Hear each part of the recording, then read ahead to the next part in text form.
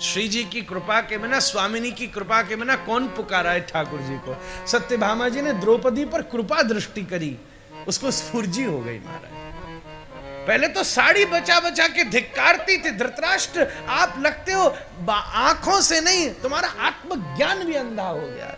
हे भीष्म, क्या इसके लिए ब्रह्मचर्य रखा था कि आपने आज पुत्र वधू को इस भरी सभा में नग्न देखना था? धिक्कार है अर्जुन तेरे गांडीव को, धिक्कार है अर्जुन महाराज भीम तेरी गदा को, धिक्कार है युधिष्ठिर तुम्हारे धर्म को, धिक्कार है नकुल सहदेव तुम्हारे भाले और पराक्रमों को, धिक्कार है द्रोणाचार्य आपकी धर्म शिक्षा को। पर जब जैसे ही सत्यभामा जी ने कृपा कटाक्ष किया, कृपा कटाक्ष भाजनम, जब किशोरी का कृपा कटाक्ष हुआ तो द्रौपदी साड़ी की गांठें छोड़ के हाथ उठा के पुकार पड़ी, हे कृष्ण द्वारिका वासिन क्वासि क्वासि महाभुज कौरवे परिभूता माम किम न पश्यसि केशव। खींचता था 10 सहस्त्र गज बल घट्यो, घट्यो न 10 गज चीर। रक्षाबंधन पर इससे बड़ी और क्या कथा सुनाओ महाराज, यही तो सबका स्वरूप। तो शासन खींचते खींचते थक गया।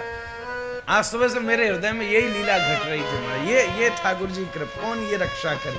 अरे जिसके 5 पति खड़े थे सामने, इसलिए व्यर्थ है जगत के किसी सामान्य व्यक्ति से रक्षा की अभिप्सा करना महाराज। उस समय की सबसे बड़ी सभा में वो युवती खड़ी थी। हमने कहा रक्षाबंधन किससे रक्षा मांगे महाराज, किससे मांगो? दुनिया के बड़े बड़े पराक्रमी जन जिसके हितैषी हो, अर्जुन गांडीव हिला दे तो बड़े बड़े योद्धाओं की आंखें रात में खुल जाती हैं कि पार्थ क्या करने वाले हैं। अर्जुन जरा सी गदा पृथ्वी पर टेक दें तो धरती भी विकंपित होने लगती है। मुझे थोड़ा साहस दो। ऐसे ऐसे भीष्म सामान्य नहीं है, उसी के घर वाले जंघा का ताल ठोक के दुर्योधन अपनी जंघा का उन्मीलन करके कहता है, मैं सुंदर दासियों को इस जगह बिठाता हूं। भरी सभा में इस परम ब्रह्मचारिणी, गुरु महाराज कहते महंत जी द्रौपदी ब्रह्मचारिणी है महाराज, यज्ञोद्भवा है, वो सामान्य औरत नहीं है महाराज। किसी स्त्री और पुरुष के किसी सामान्य भोग से, किसी महिला के गर्भ से पैदा नहीं हुई है, तो साक्षात यज्ञोद्भवा है महाराज। अग्नि ज्योति है, जैसे किसी खिड़की में से कोई सूर्य की किरण आती है, उसको कितना खींचोगे महाराज। ये तो कृष्ण की सखी है महाराज, रोज संध्या को कृष्ण नाम लेती बैठ जाती है। इसके अंग से 5-5 द्रौपदी प्रकट होती हैं जो 5 पतियों की सेवा करती है महाराज। योगिनी है महाराज, अप्राकृतिक है, सामान्य महिला नहीं है महाराज, अखंड ब्रह्मचारिणी है। इसलिए इसको, इस द्रौपदी का रोज स्मरण कर लो तो पतन से बच जाओ महाराज। अहिल्या द्रौपदी तारा कुंती मंदोदरी तथा पंचकन्या स्मरे नित्यम महापातक नाशनम। इनको कन्या की उपमा दी है और भारतीय मनीषा कन्याओं को भगवती का स्वरूप मानकर प्रणाम करती है। और इन 5 के चरित्र को सुनो तो बिल्कुल विपरीत। अहिल्या कन्या है, यही भारतीय संस्कृति की दिव्यता है। एक परसेप्शन से किसी को न देखना महाराज।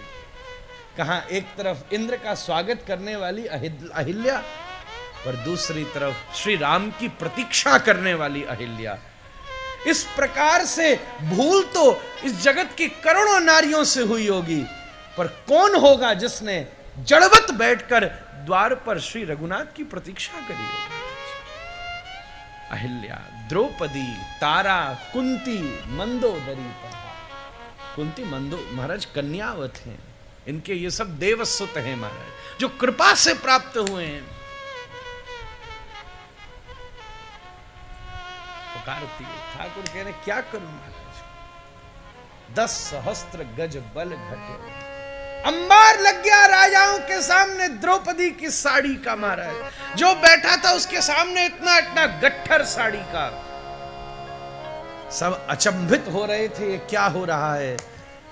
पर उस समय विदुर ने खड़े होकर दोनों हाथ उठा के घोषणा कर दी, अरे सावधान सावधान हस्तिनापुर वासियों, इस हस्तिनापुर के राज्य के सिंहासन पर बैठने वाला दुर्भाग्य से मेरा भाई, हे धृतराष्ट्र, अब तो देख ले, ये सामान्य लीला नहीं है।